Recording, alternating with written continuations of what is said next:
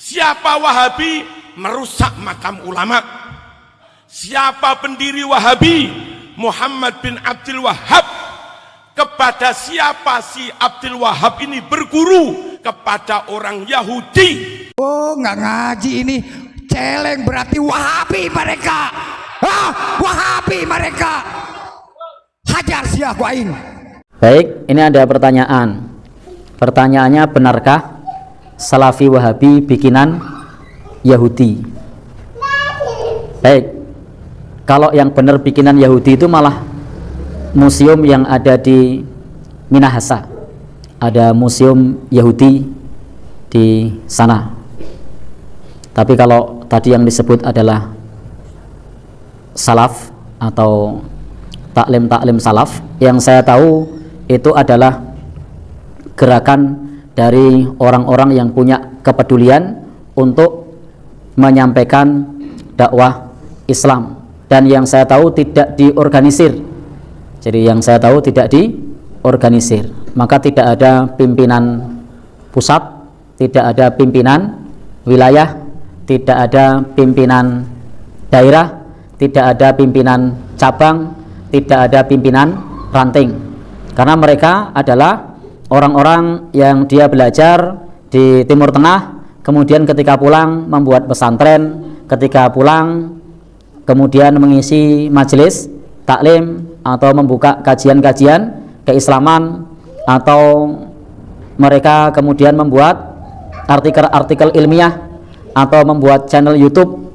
Itu semua adalah panggilan hati nurani masing-masing, karena manhaj salaf itu ada bukan diorganisir, tapi itu karena belajar, kemudian ketika mereka belajar hendak menyampaikan ilmu tersebut kepada masyarakat. Jadi kalau tadi disebut sebagai gerakan bikinan Yahudi, maka kalau gerakan itu harus bisa dikendalikan. Ada pimpinannya, ada cabangnya, kalau perlu ada kantornya. Baik tanzimnya itu, organisasinya itu terbuka, atau tanzim siri, organisasi rahasia, itu pasti ada pimpinannya, ada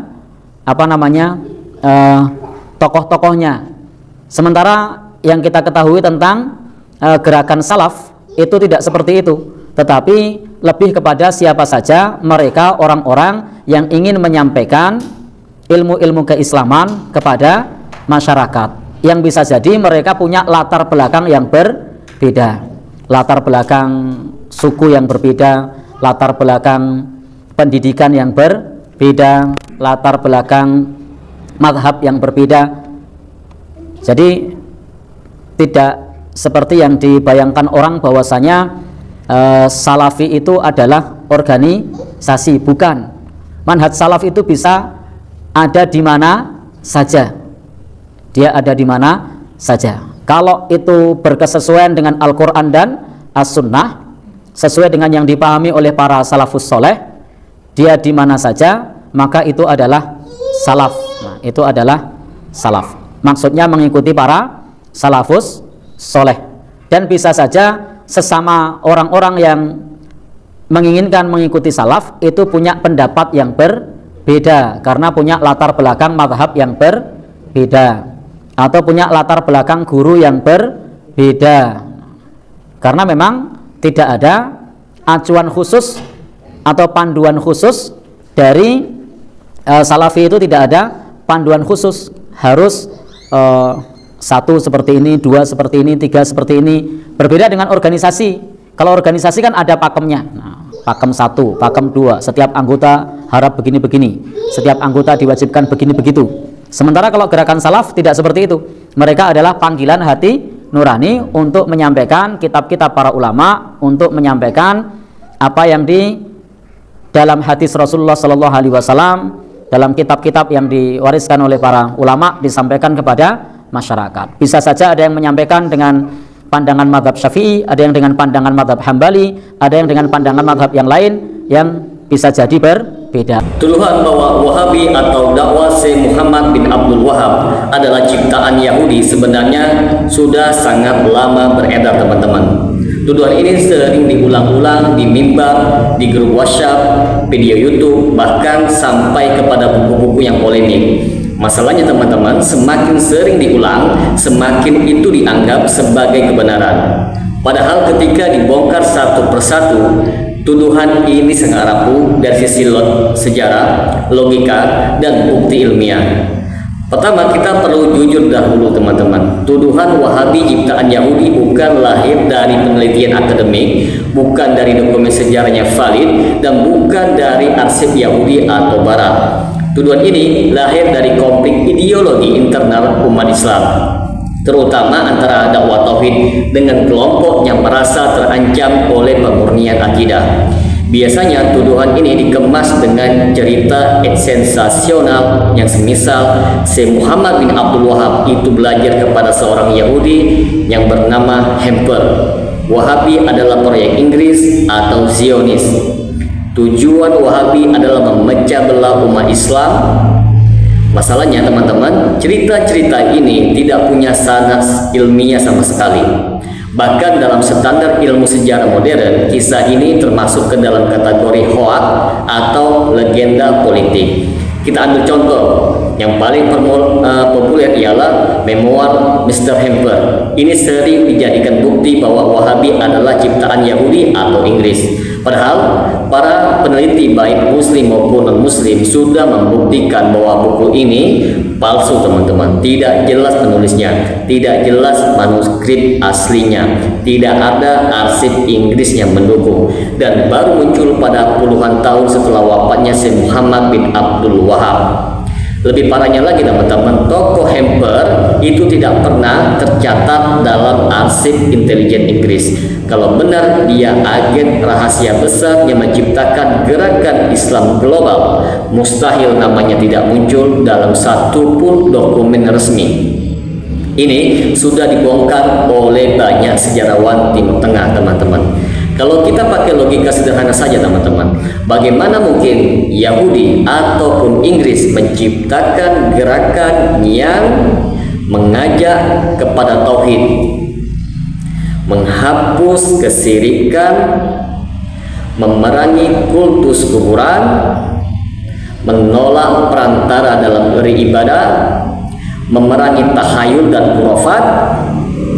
Bukankah justru kesyirikan, kebodohan, akidah, dan perpecahan akidah yang selama ini menguntungkan musuh-musuh Islam? Kalau Wahabi adalah ciptaan Yahudi, anehnya kenapa? Yahudi sangat membenci kepada tauhid yang murni. Zionis justru paling takut kepada umat Islam yang kembali kepada Al-Quran maupun As-Sunnah. Negara-negara Barat itu paling keras memerangi gerakan Islam yang menyerukan kepada pemurnian agama. Ini kontradiksi teman-teman. Yang paling besar yang jarang dijawab oleh penuduh Wahabi itu sendiri. Secara sejarah, Syekh Muhammad bin Abdul Wahab itu lahir, tumbuh, belajar, dan berdakwah di lingkungan Islam. Guru-gurunya adalah ulama-ulama muslim. Kitab-kitab rujukannya adalah Al-Quran, hadis, dan kitab-kitab ulama salaf. Dan tidak ada satupun karya beliau yang berbau Zionis maupun Yahudi. Bahkan isi dakwah beliau itu sangat sederhana teman-teman. Seperti jangan kita berdoa kepada selain Allah Subhanahu wa taala. Jangan kita menyembelih untuk selain Allah Subhanahu wa taala. Jangan kita meminta kepada orang yang telah mati. Maka kita harus mengikuti Al-Qur'an dan As-Sunnah sesuai dengan pemahaman para sahabat. Nah, teman-teman, kalau ini disebut sebagai ciptaan Yahudi, maka pertanyaannya sederhana, apakah Al-Quran juga ciptaan Yahudi? Apakah hadis juga ciptaan Yahudi? Nah, jawab teman-teman. Karena semua inti dakwah Wahabi itu bersumber dari Al-Quran dan As-Sunnah.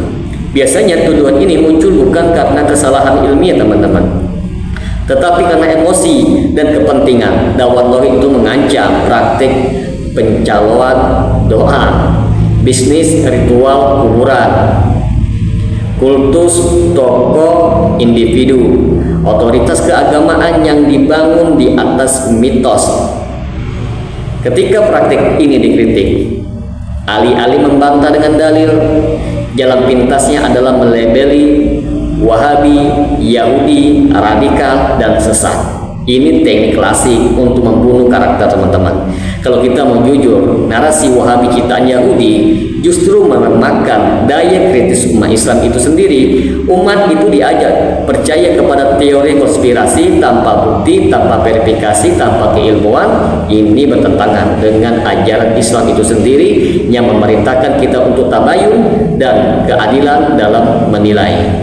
Ironisnya, banyak yang menolak Wahabi karena katanya produk Yahudi, tetapi di saat yang sama mereka menggunakan metode dakwah penuh khurafat teman-teman, memelihara praktek yang tidak diajarkan oleh Nabi Muhammad SAW. Mereka juga membela kebiasaan yang jelas tidak punya dalil sama sekali, dan ini sangat membuka kepada pintu kebodohan yang sangat nyata, bukan sebagai ancaman yang fiktif teman-teman. Maka dapat kita simpulkan bahwa tuduhan Wahabi adalah ciptaan Yahudi itu tidak punya dasar sama sekali, baik dalam sejarah yang valid, bersumber dari propaganda politik dan konflik internal, bertentangan dengan isi ajaran Wahabi itu sendiri teman-teman. Digunakan sebagai senjata untuk menolak dakwah tauhid tanpa harus berdebat dengan ilmiah.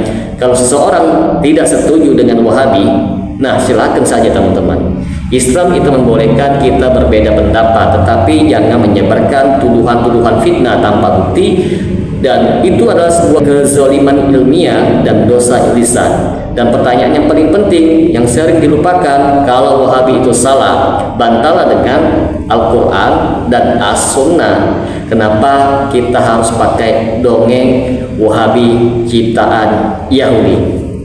Semoga dengan sedikit penjelasan ini dapat memberikan manfaat bagi teman-teman sekalian, dan apabila channel ini dapat memberikan manfaat bagi teman-teman sekalian, silakan like, subscribe, dan share. Semoga bermanfaat. Assalamualaikum warahmatullahi wabarakatuh.